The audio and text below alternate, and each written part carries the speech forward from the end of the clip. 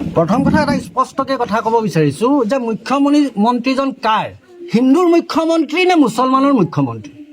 মুখ্যমন্ত্ৰীজনটো অসমৰ প্ৰত্যেকজন ব্যক্তিৰ মুখ্যমন্ত্ৰী হ'ব লাগে, কিন্তু আমি এতিয়া যিটো দেখি আছোঁ এই মুখ্যমন্ত্ৰীজন হিমন্ত বিশ্ব শৰ্মা কেৱল হিন্দুৰ মুখ্যমন্ত্ৰীহে যেন আমাৰ অনুভৱ হৈছে।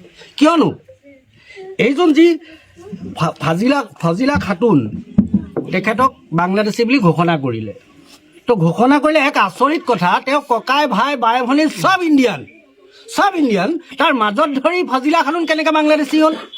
যদি বাংলাদেশী হয় গোটেইখিনিয়ে বাংলাদেশী হ'ব লাগিছিলে। এইটো মানে কিবা নুবুজা এক সাঁথৰ। এই নুবুজা সাঁথৰটোক লৈয়ে এইবাৰ বিজেপিয়ে ২৬ৰ বৈতৰণি পাৰ কৰিম বুলি ভাবিছে। গতিকে এতিয়া ২৬ৰ বৈতৰণিৰ কাৰণে বিজেপিৰ ব্ৰেণ্ড এম্বেচাডৰ হৈছে মিয়া, বিজেপিৰ ব্ৰেণ্ড এম্বেচাডৰ হৈছে মিয়া, আৰু এই মিয়াৰ মূৰত ভৰি থৈয়ে এইবাৰ হিমন্ত বিশ্ব শৰ্মাই ২৬ৰ নিৰ্বাচনী বৈতৰণি পাৰ কৰিব বিচাৰিছে।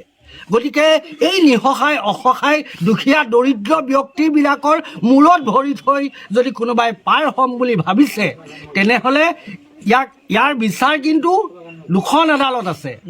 এখন আদালত এই পৃথিৱীৰ এখন আদালত, পৃথিৱীৰ পৰা যোৱাৰ পাছত এখন নিশ্চয় আদালত হৈছে।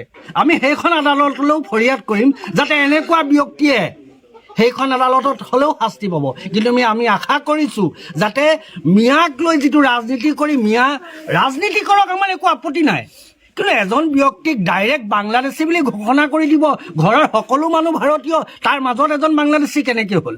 এই গোটেই নথি পত্ৰসমূহ আমাৰ হাতত আছে, বাপেকৰ NRC আছে, মাকৰ NRC আছে। এটা কথা স্পষ্ট কৰি দিছোঁ, ইয়াত যিমানেই দল সংগঠন ইয়াত আহিছে, প্ৰত্যেক দল সংগঠনকো মই আহ্বান জনাইছোঁ, আৰু সেইসকল দল সংগঠনৰ লগত মই ব্যক্তিগতভাৱে ইউনুছ তামুলী আছোঁ। সেইসকলক মই যেনেকৈ পাৰোঁ সহায় সহযোগিতা আগবঢ়াই যাম। প্ৰয়োজন হ'লে এই কেছটোলৈ আমি হাইকোৰ্ট যাম, প্ৰয়োজন হ'লে এই কেছটোলৈ আমি সুপ্ৰিম কোৰ্ট যাম। আমি বহি নাথাকোঁ, কিয়নো আমি বহি থকা জাতিও নহয়, আমি কৰ্মমুখী এক জাতি, যিটো জাতিয়ে একেবাৰে বেয়া মাটিটো ধান উৎপাদন কৰি দিব পাৰে, একেবাৰে বেয়া মাটিটো পাচলি উৎপাদন কৰি দিব পাৰে। মূৰৰ ঘাম মাটিত পেলাই দিয়া এটা জাতি হয়, যিটো জাতিয়ে একেবাৰে য'ত একো নগজে তাতো গজাই দিব পাৰে।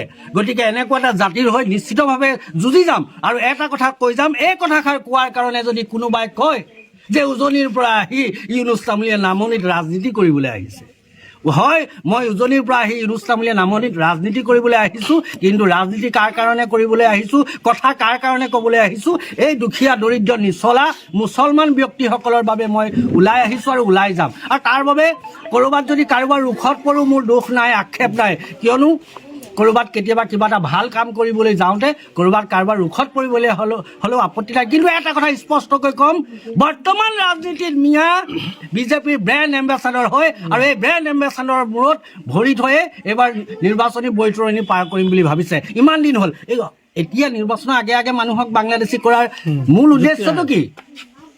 ইমান খৰধৰ হৈছে কিয়? এই ভাৰতীয় নাগৰিকসকলক বাংলাদেশী সজাবৰ বাবে। মুঠতে ই গ্ৰহণযোগ্য নহয়। আমি যুঁজ দি যাম, যিমানলৈকে পাৰোঁ আমি এইসকল ব্যক্তিৰ বাবে নিশ্চিতভাৱে যুঁজ দি আগুৱাই যাম।